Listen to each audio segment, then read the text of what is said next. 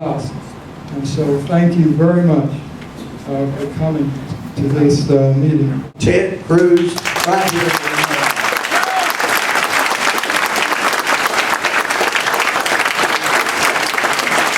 God bless the great state of Iowa.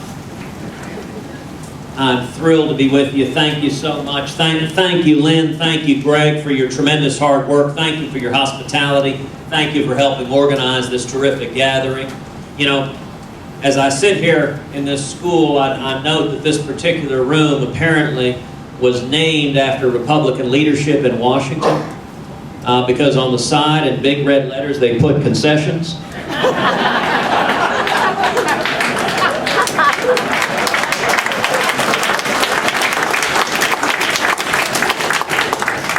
I just wish there was something they wouldn't concede on. You know, I don't know how many of y'all saw this past week, a man was stopped climbing the fence at the White House. Secret Service had to run up to him and say, "I'm sorry, Mr. President, you got another year."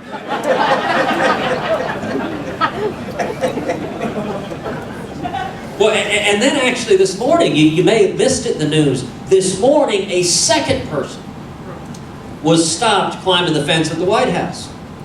Secret Service ran up and said, "Not yet, Hillary, not yet." And not ever.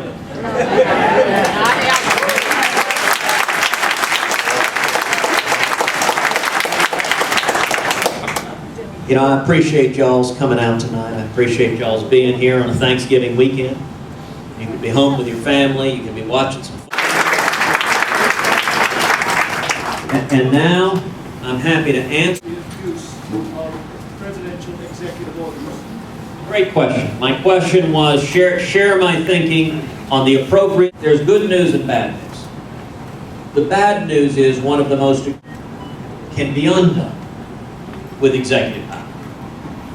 So I have pledged on my first day in office to rescind every single illegal and unconstitutional executive action taken by this president. Failures of the Obama-Clinton foreign policy. The people who these refugees are freeing, the radical Islamic terrorist ISIS, rose to power under the failures of this administration. That being said, U.S. immigration law, and in particular refugee policy, the very first obligation should be to protect the safety and security of United States citizens.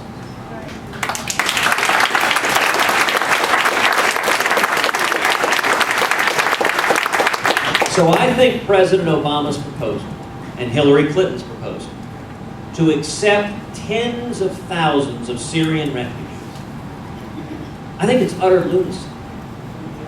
And the reason is simple. You know, the head of the FBI just recently testified to Congress that this administration cannot vet the people coming in to determine if they're terrorists. And in fact, the head of the FBI, who I might note, Obama appointed, it's his head of the FBI, said, listen, we can run a background check, but we have no information on the people in Syria who are affiliated and fighting alongside ISIS, which means we can run queries, as he put it, till the cows come home, and we don't have any information to check.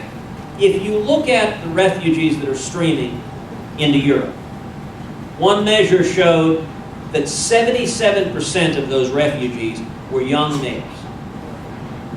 Now that is a very odd demographic for a refugee. And we know that at least one of the terrorists who committed this attack in Paris came among those refugees, and ISIS has said they intend to use the refugee program to send terrorists here to commit acts of terror. So in my view, listen, is there a humanitarian crisis in the Middle East? Absolutely. But with respect to the Syrian Muslim refugees who we cannot vet and we lack the information to ascertain whether or not that they are terrorists, we should work to resettle them in the Middle East, in majority Muslim countries, where they can be safe from the violence, but at the same time, we're not endangering the safety and security of American citizens.